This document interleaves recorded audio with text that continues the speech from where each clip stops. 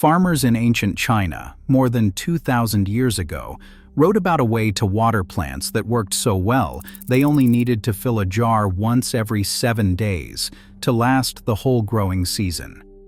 The method was described in one of the first books ever written about farming. It involved placing unglazed clay jars in the ground and letting the dirt tell the plants when they need water. There are no pumps, no clocks, and no daily work, only science and pottery. The technique spread and evolved. It was used on 7 continents. Persian experts improved it, Native American groups in the desert Southwest refined it, and early American homesteaders used it to survive droughts that destroyed regular farms. Then it went away in the 1960s. When modern drip irrigation systems arrived, the buried jar method quietly stopped appearing in university texts and farm extension bulletins.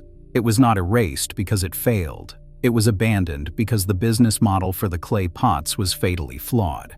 It was a one-time product. We have been told that modern irrigation requires complicated systems, long-term contracts for upkeep, and technical know-how. But what if there was a way to water plants that worked better the longer you ignored it, cost less than a dinner plate, and needed no electricity? This is the old technology that could have put a $7 billion company out of business. Thanks for coming to Traditional Harvest. The Fan Shengxi Shu, a Chinese farming guide written during the Han Dynasty more than 2,000 years ago, has the oldest written record of this method. It is amazing how clear the directions are. Dig 530 holes in each acre. In the middle of each pit, bury a clay jar that can hold 6 liters. The mouth of the jar should be level with the ground. Fill the jar with water. It is not clear from the text why this works. It is just proof that it does. In ancient China, farmers followed these steps for hundreds of years, not because they knew a lot about capillary physics, but because the crops they grew showed that it worked. During the hottest months, the jars kept the plants moist. The work was reduced to 1 replacement per week. They prevented disease that came from water on the surface. People outside of China knew about this too. It was a plan for life around the world. By the time this information got to the Mediterranean, engineers in Persia had changed the method to work in dry places. Archaeological data shows that ancient Mesopotamia had underground irrigation systems. Before Columbus came to America, the Hohokam people lived in what is now Arizona. They built complex networks of underground pots that helped them farm in one of the toughest places on Earth. When the Spanish colonists came in the 1500s, they did not find poor subsistence farmers who were having a hard time.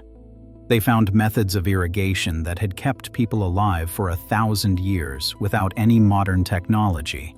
It was the normal thing to do. There was water everywhere, and the hidden jar was king.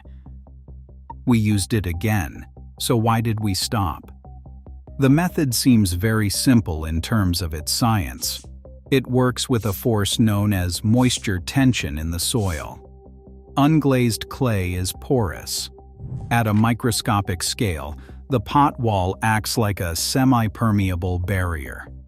When you bury a pot and fill it with water, it becomes a hydraulic device that delivers water when the plant needs it. This is the important process.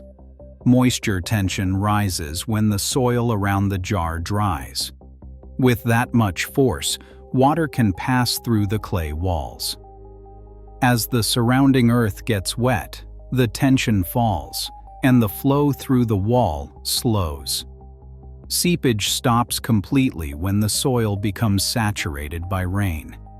The system is self-regulating.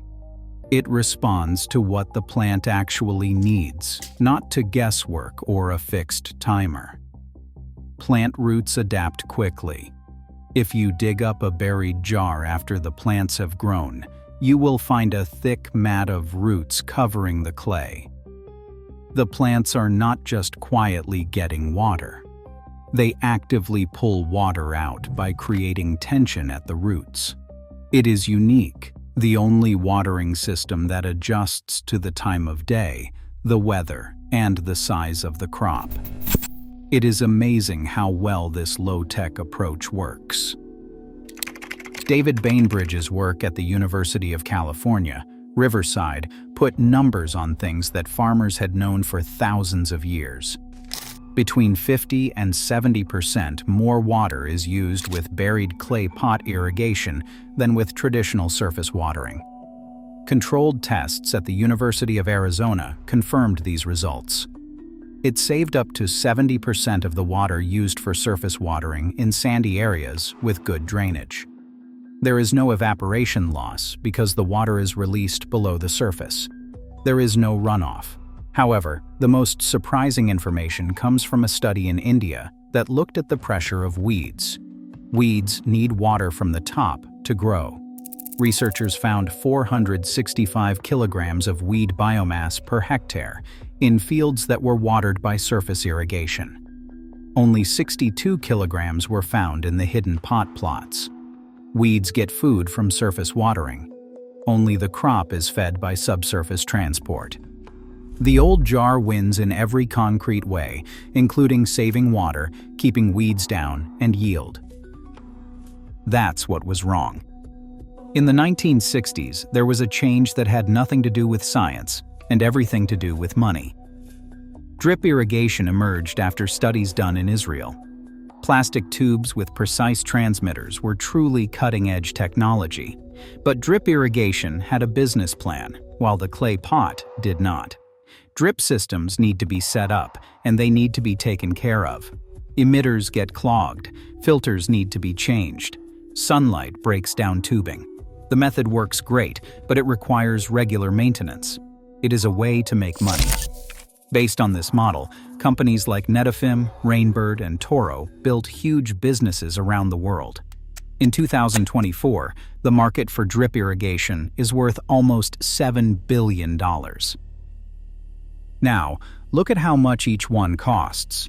It costs between $200 and $500 to set up drip watering for a home garden. That includes the tube, the timer, the pressure control, and the parts that will need to be replaced the next season. A buried clay jar does not cost more than $10. It only needs to be buried once. There are no filters to clean, vents to clear out, or power lines to connect. This is terrible for a producer. There is no way to build recurring sales. People who buy it do not come back. So, farm development services began to stress the importance of modern irrigation. Drip methods became the preferred approach for colleges and similar organizations. Buried pot watering was reframed as a quaint historical curiosity. It became clear what that meant. Technology was presented as for professionals, while clay pots were left to novices. Businesses that depend on regular income cannot promote methods that cut off that income. It's almost too easy to take back this technology. It does not need a source with special skills. You need a plant center for this. The tank is where the process starts. Use normal terracotta that is not sealed, the kind you would find in a backyard. Glazed pots are not good because they close up the holes, and the system needs the clay to be able to breathe. You just plug the drainage hole once you have the pot.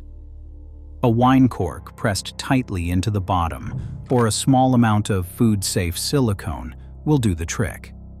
The goal is to have a floor that does not let water in, and walls that let water in. After that, put the pot back in the ground. Bury the pot up to the neck, but leave the rim just above the ground so dirt does not get inside. Push the dirt back down hard against the clay. For the system to work, that contact is very important. Finally, put a matched dish or a flat stone over the mouth to keep the water from evaporating.